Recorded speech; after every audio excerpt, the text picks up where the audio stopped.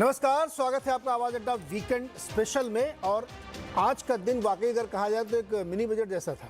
पूरे दिन हम लोगों ने ये देखा कि बहुत सारे जो फिनेंस बिल के नए नए अमेंडमेंट्स आ रहे थे मार्केट के लिए, वो हलचल मचाए हुए थे मार्केट में। हर थोड़ी देर बाद एक नई खबर आती थी और सुबह से लेकर शाम तक ये सिलसिला चलता रहा और बहुत कुछ बदलाव हुए हैं मार्केट के लिए, जिसके लॉन्ग टर्म में काफ़ी इम्पैक्ट होने वाले हैं और ये काफ़ी बड़े बदलाव हैं। इसलिए इस पर आज हम लोग चर्चा करें, क्योंकि आप भी पूरे वीकेंड में बैठेंगे तो इसी पे विचार विमर्श करते रहेंगे कि किसका कहाँ इम्पैक्ट पड़ने वाला है, अब इसमें आगे क्या हुआ और कैसे इससे जूझा जाए। तो आज हमारे जो ऑन द शो या हमारे एजेंडे में 3 चीज़ें शामिल हैं। उसमें एक है डेट म्यूचुअल फंड में इंडेक्सेशन खत्म कर दिया गया है। यानी जो आपको एक रियायत मिलती थी कि आप डेट म्यूचुअल फंड में जाते तो आपको इन्फ्लेशन एडजस्ट करके टैक्स लिया जाता था, वो अब खत्म हो गया है। अब बिल्कुल नॉर्मल तरीके से आपसे टैक्स की वसूली होगी। दूसरी एक बड़ी घटना ये हुई है कि एसटीटी जो लगती है, सिक्योरिटीज़ ट्रांजैक्शन टैक्स, उसको 25% बढ़ा दिया गया है। यानी अब आप जो एफएनओ के सौदे करेंगे उसमें एसटीटी जो आप भरते हैं उसमें 25% ज़्यादा लगा दिया गया। सरकार ने एक और आपके ऊपर बोझ बढ़ा दिया। अगर आप बहुत ही एक्टिव ट्रेडर हैं तो आप इसके लिए तैयार रहिए। तीसरा विषय हमारा ये होगा कि इन दोनों झटकों को झेलने के बाद, ग्लोबल मार्केट के झटके झेलने के बाद मार्केट का मूड कैसे सुधरेगा और यहाँ से आगे डायरेक्शन क्या होगा मार्केट का। ये 3 हमारे आज के बड़े विषय हैं। इसी पे हम आज बातचीत करेंगे। हमारे साथ जो मेहमान मैं आपकी परिचय कराता हूँ उनसे। सुनील सुब्रमण्यम जी हमारे साथ हैं, एमडी एंड सीईओ हैं सुंदरम म्यूचुअल फंड के, और इस शो के वो खास मेहमान हैं, हमेशा हमारे साथ जुड़ते हैं और आज तो इन्हीं के फील्ड में सबसे बड़ी घटना हुई है। संजय सिन्हा जी हमारे साथ हैं, फाउंडर सेक्टर्स एडवाइज़र के, बहुत लोगों के पोर्टफोलियो और पैसे मैनेज करते हैं, क्वेरीज दिन भर सॉल्व कर रहे होंगे, हमारा ऐसा अनुमान है। और कमलेश शाह जी हमारे साथ हैं, जो प्रेसिडेंट हैं एनमी के, यानी एक्सचेंज ब्रोकर्स का जो एसोसिएशन है उसके प्रेसिडेंट हैं, और एसटीटी लगा है तो डेफिनेटली आज इनको भी बहुत सुबह से शाम तक जूझना पड़ा होगा। गुरमीत चड्ढा है, इन्होंने हमारी बहुत मदद की। जब से ये खबर आई है म्यूचुअल फंड वाली, तब से हम लगातार ये समझने की कोशिश कर रहे हैं कि कहाँ किसके ऊपर कितना असर और ऐसा क्यों किया गया, ये सब जानने की आज हम कोशिश कर रहे हैं। आप सबका सर बहुत बहुत स्वागत है। पहला विषय मैं लेना चाहता हूँ, डेट म्यूचुअल फंड पर जो इंडेक्सेशन खत्म किया गया है, इसको थोड़ा समझते हैं। सुनील सर, बड़ी आसान भाषा में हमारे दर्शकों को बताइए कि ये इसका क्या मतलब क्या है। इंडेक्सेशन खत्म कर दिया मतलब क्या कर दिया?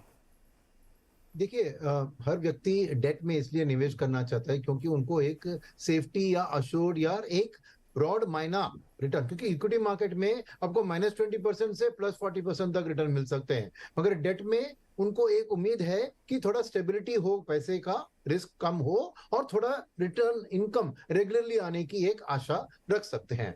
तो उसमें ऑप्शंस क्या है उनके सामने? आज के दिन में आप देखें तो एक तरफ बैंक की डिपॉजिट है, प्राइवेट सेक्टर की फिक्स्ड डिपॉजिट्स है, फिर आरबीआई की बॉन्ड्स है, फिर गवर्नमेंट सिक्योरिटीज है और फिर डेट म्यूचुअल फंड्स हैं। तो इसमें क्या था कि खाली डेट म्यूचुअल के पास उन्होंने एक इंडेक्सेशन का बेनिफिट दिया गया था, ताकि मार्केट में डेट में भी थोड़ा रिस्क होता है, मार्क टू मार्केट में आपको लॉस हो सकता है।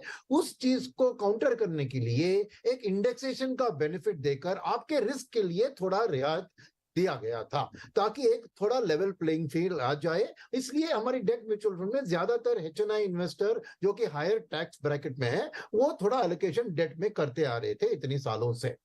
अब इस बार उसको हटा दिया गया, यानी आपके रिस्क जो ले रहे हैं डेट म्यूचुअल फंड में, उसका जो इन्फ्लेशन का इंडेक्शन दे रहे थे उसको बिल्कुल हटाकर सभी ये फाइनेंशियल प्रोडक्ट्स को एक ही फील्ड में ला गया कि आपको अपना मार्जिनल रेट ऑफ टैक्सेशन पे आपको टैक्स देना पड़ेगा।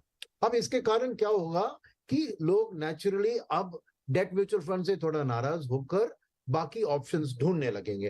क्या है ऑप्शंस? एक तो बैंक डिपॉजिट में एक फीलिंग है कि गवर्नमेंट की गारंटी है, जो डिपॉजिट इनकम कॉर्पोरेशन का खाली 5 लाख का कवर है, पर पब्लिक सेक्टर बैंक तो गवर्नमेंट ओन्ड है, कोई ये नहीं बिलीव करता कि वो डिफॉल्ट करेंगे। और प्राइवेट सेक्टर में भी हमारी इतिहास कहती है कि हमने किसी बैंक को डूबने नहीं दिया, यानी किसी और बैंक से मर्ज करके अल्टीमेटली डिपॉजिटर्स को प्रोटेक्ट किया है। तो वो एक स्ट्रॉन्ग एडवांटेज बैंक डिपॉजिट का, तो नेचुरली एक माइग्रेशन थोड़ा उधर हो सकता है। सेकंड, टैक्स फ्री बॉन्ड जो आरबीआई की आजकल में 5.5-4 उसके लेवल पे ट्रेड हो रही है, तो पोस्ट टैक्स रिटर्न में आप देखें बैंक डिपॉजिट से भी बेहतर है वो रेट। सो शायद वो एक allocation RBI tax free bonds की ओर जा सकती है। मगर इक्विटी म्यूचुअल फंड्स में भी थोड़ा एलोकेशन आ सकता है, क्योंकि लोग सोचेंगे कि अरे मेरे को थोड़ा इक्विटी में टैक्सेशन अभी भी बहुत एडवांटेजेस है, क्योंकि खाली 15% का शॉर्ट टर्म और 10% का लॉन्ग टर्म। तो एक थोड़ा पीपल कहेंगे कि अरे मैं डेट में थोड़ा रिस्क नहीं था यार, अब और थोड़ा ज्यादा रिस्क लेकर इक्विटी में कमाऊंगा और टैक्स का बेनिफिट उठाने की कोशिश करूंगा। सेकंड कैटेगरी जो बेनिफिट हो सकती है इसमें कि हाइब्रिड कैटेगरी, क्योंकि ये नियम अभी आया है कि 35% वाला जो चीज ना in terms of the whole equity allocation, तो हाइब्रिड कैटेगरी जिसमें में वेरिड अमाउंट ऑफ डेट और इक्विटी होता है, उधर शायद आप लोग कहेंगे ठीक है 35% तक इक्विटी लेकर मेरे को इक्विटी टैक्सेशन मिलने वाला एक प्रोडक्ट में मैं निवेश करूंगा, जिसकी रिटर्न में थोड़ी ज्यादा stability compare to pure equity fund. तो एक हाइब्रिड के लिए मैं एक थोड़ी दिलचस्पी इंक्रीज होते हुए देख रहा हूं। और उसके अंदर एक बहुत सेफ प्रोडक्ट जो है इक्विटी सेविंग स्कीम, जहां पर आर्बिट्राज इक्विटी और डेट, और उधर डेट को 35% ही रख